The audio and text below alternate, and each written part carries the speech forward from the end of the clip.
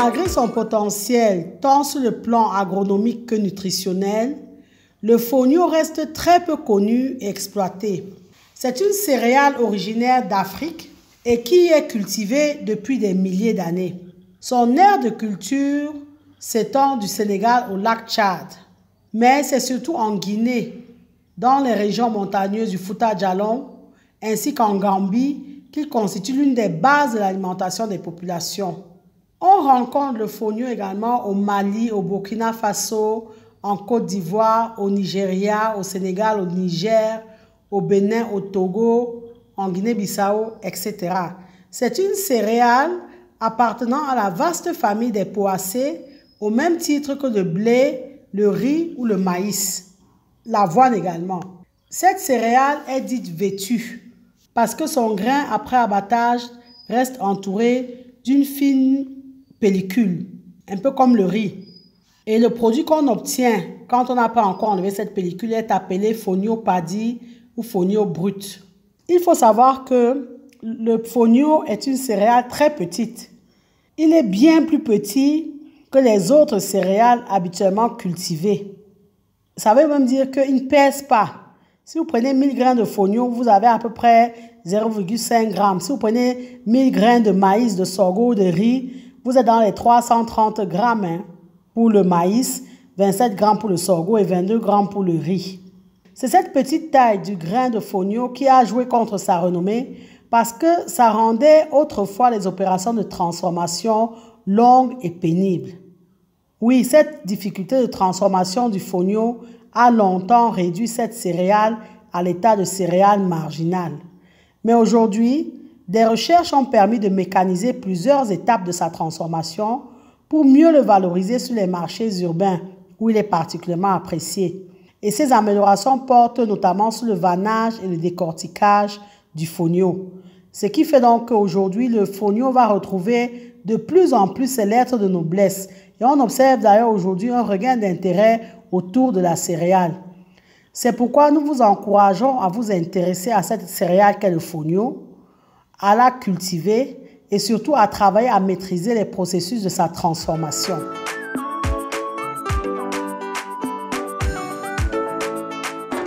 Il faut savoir que, selon les variétés, le cycle culturel du fonio varie entre 70 et 150 jours.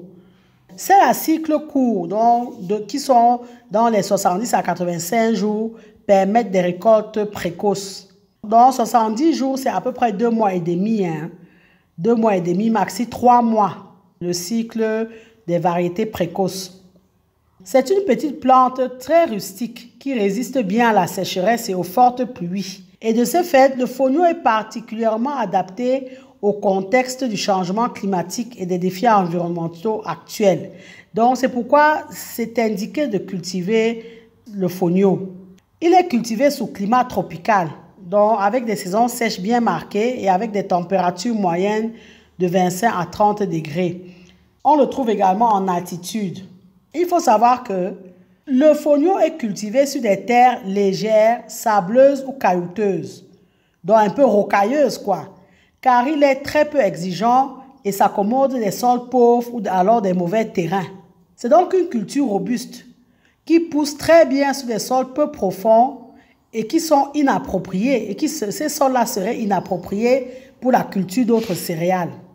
Cette plante a le mérite de pouvoir se cultiver donc sur des sols pauvres ou même donc riches, parce que qui peut le plus peut le moins. En revanche, il faut savoir qu'il ne peut pas être cultivé sur des sols salins ou alors des sols à texture très fine. Cette céréale est moins exigeante en eau que d'autres.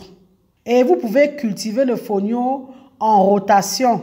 Et dans ce cas, vous allez le faire intervenir après le riz, le mil, le sorgho ou l'arachide. Donc, vous faites une rotation de culture en fait. Avant de semer, vous devez effectuer un labour. Vous pouvez labourer soit manuellement, soit avec un motoculteur. Assurez-vous d'atteindre au moins 10 cm de profondeur.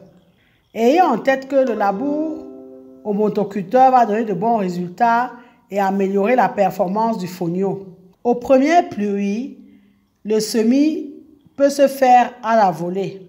Mais avant de semer, En termes d'astuces, vous pouvez mélanger du fonio à du sable afin de faciliter le semis à la volée.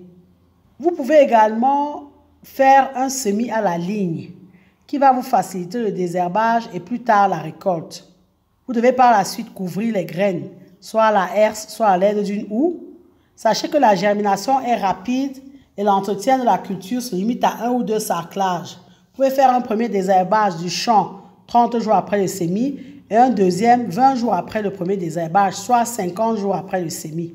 Même si on va dire couramment que la culture du fonio nécessite peu d'intrants et qu'elle est très bien adaptée à la sécheresse aux terres peu fertiles, il faut savoir que la fertilisation reste indiquée. Aussi, vous pouvez faire un apport de fumure minérale parce que cet apport-là va accroître au moins de 35% le rendement final de votre céréale. Travaillez toujours à utiliser les engrais naturels de façon idéale parce que ce sont des excellents substituts aux engrais chimiques et ces engrais naturels-là détruisent un peu moins le sol. En ce qui concerne les attaques et les nuisibles, sachez que le fonio est une culture qui requiert une protection phytosanitaire pour éradiquer les maladies et les insectes en cas d'attaque. Une adventise redoutée de la culture du fonio, c'est le Striga hermontica. En cas d'envahissement, vous devez retirer immédiatement les plants qui ont été attaqués. Vous les retirez avant floraison et vous les incinérez. Il existe d'autres maladies comme l'helminthosporiose et la cercosporiose qui sont redoutées par la plante du fonio. Là également, lorsque la culture est attaquée, vous devez très vite procéder au traitement du champ à base d'antifongiques appropriés. Les chenilles également sont vraiment nuisibles lors de la levée de la plante. Elles sont virulentes et détruisent très vite les cultures. Donc, quand la culture est envahie par les chenilles, vous devez traiter rapidement toute la plantation. Comme pour toutes les cultures, la lutte préventive est conseillée parce qu'elle permet de limiter plus tard l'usage des produits chimiques. Et en termes de prévention, vous devez choisir déjà des semences saines. Vous devez travailler à pratiquer la rotation de culture sur une même parcelle. Et enfin, vous devez prendre soin de retirer tous les plants malades ainsi que les mauvaises herbes en les détruisant. Ça, vous allez travailler à éradiquer vraiment les maladies et les nuisibles. En ce qui concerne la récolte, pour savoir si le fonio est prêt à être récolté, il vous suffit d'observer le jaunissement des plantes et ces plantes vont ensuite se courber. La récolte se fait à la main. Pour récolter, donc, on fauche les tiges partout en les liant sous forme de gerbes. Vous pouvez faire des gerbes de 1, 2, 3 kilos, voire même 4 si vous êtes solide pour porter. Mais enfin, en moyenne, c'est des gerbes de 2 à 3 kilos. Ensuite, vous allez sur une bâche sécher les gerbes pendant plusieurs jours avant le battage. Vous allez aménager des aires de battage afin de sortir les graines et travailler à limiter la présence d'impuretés. C'est pourquoi il faut aménager correctement les aires de battage. Donc, vous allez, ce sont des très petits grains. C'est pourquoi on conseille d'ailleurs de recouvrir les aires de battage de natte ou de bâche en plastique. Ensuite, vous allez procéder au vannage. Vous allez sécher les grains jusqu'à un taux d'humidité comme d'habitude de 14% à peu près. Et vous allez conserver vos céréales dans des sacs en jute ou alors des silos. Idéalement, vous devez les conserver dans les silos. Dans tous les cas, le lieu de stockage de vos grains doit être très bien aéré.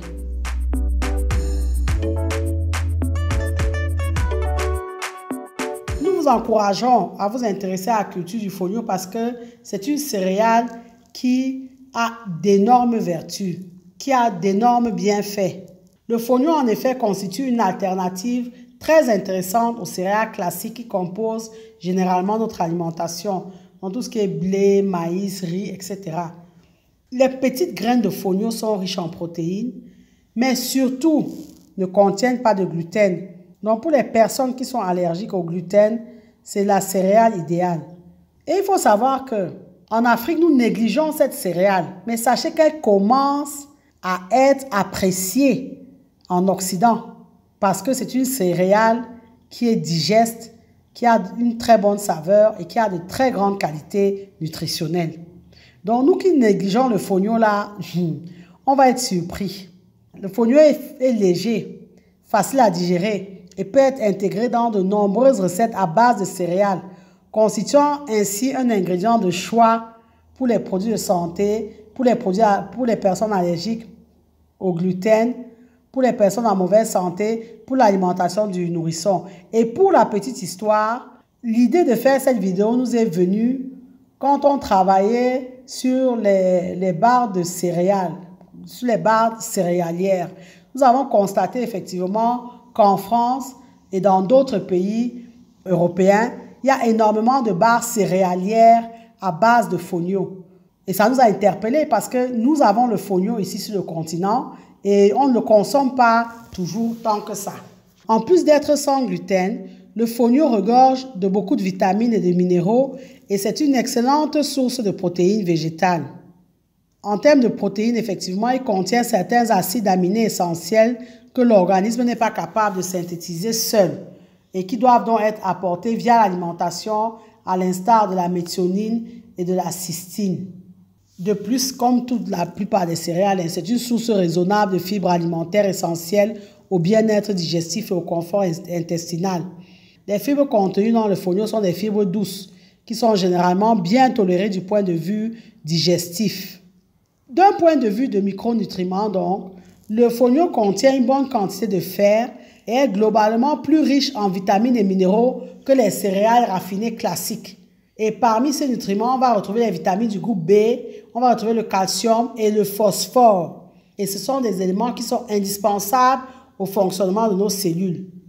Donc, ayez en tête que, comme caractéristique du fonio, c'est une bonne source de protéines végétales.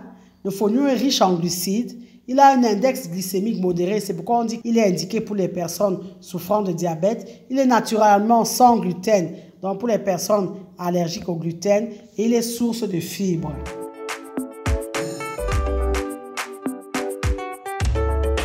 On utilise le fonio dans nos pays pour préparer le couscous, pour préparer la bouillie, pour préparer même du pain, de la bière. On peut l'intégrer à des salades, à des gâteaux. On peut l'utiliser pour faire des beignets, etc. Donc, c'est une denrée qui est très appréciée, aussi bien sur le plan culinaire que sur le plan diététique, parce qu'elle a beaucoup de propriétés médicinales. On lui prête des propriétés médicinales ou curatives. Donc, on l'a vu, c'est une céréale digeste qui est traditionnellement recommandée pour l'alimentation des enfants, des femmes qui allaitent, des personnes âgées et des personnes souffrant de diabète ou d'ulcères. On l'a justifié plus haut. Donc, c'est une céréale qui fait partie des régimes alimentaires des malades sous nos contrées. Mais il y a plusieurs défis donc, et ça c'est très important. Avant de vous lancer dans la culture de cette céréale, il faut travailler la partie transformation. Il faut vous demander comment vous allez gérer la transformation du fonio parce que c'est le talon d'Achille de cette céréale.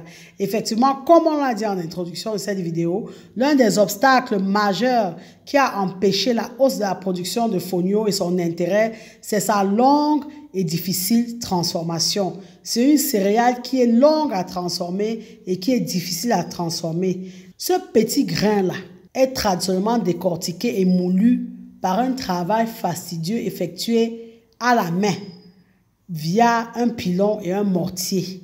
En effet, le décortiquage du fonio, quand il est manuel, se fait au mortier, au pilon. Donc, on doit piler 3 à 4 fois successivement avant de disposer du fonio pour la préparation. Et il y a une autre étape qui est aussi difficile, en dehors de piler, c'est de laver. Parce que, compte tenu de la présence du sable dans les grains, parce que certaines femmes ajoutent au cours du pilage du sable comme abrasif pour faciliter l'élimination de cette pellicule-là, de ces enveloppes protectrices. Donc, en pilant avec du sable, ça fait partir cette enveloppe protectrice-là. Après, il faut donc procéder au lavage. Donc, tout ça fait que cette pénibilité de la transformation artisanale du fonio a longtemps freiné sa valorisation. Or, c'est une des plus anciennes céréales connues en Afrique. Le travail effectué après la récolte est également laborieux et demande du temps. Mais il faut savoir qu'à ce jour, il y a eu des améliorations techniques et l'existence de technologies qui permettent de faciliter la transformation du fonio. Il existe ainsi des décortiqueuses spécialisées pour le fonio, de même que des décortiqueuses blanchisseuses. Donc, il faut vous intéresser Et avant de vous lancer, travaillez à investir dans ce matériel-là pour pouvoir faciliter votre processus de transformation. Faire l'agriculture, c'est également explorer les sentiers peu battus. Nous vous encourageons à vous intéresser au fonio, à cultiver le fonio, à le transformer, à le valoriser. Merci de liker, partager et commenter la vidéo si vous pensez qu'elle vous a été utile. Abonnez-vous à AgriTV Web et activez la cloche de notification pour ne pas manquer nos prochaines publications. Et rappelez-vous toujours et toujours que savoir est le point de départ, mais c'est agir qui fait et qui fera toujours toute la différence. Maintenant que vous savez, place à l'action.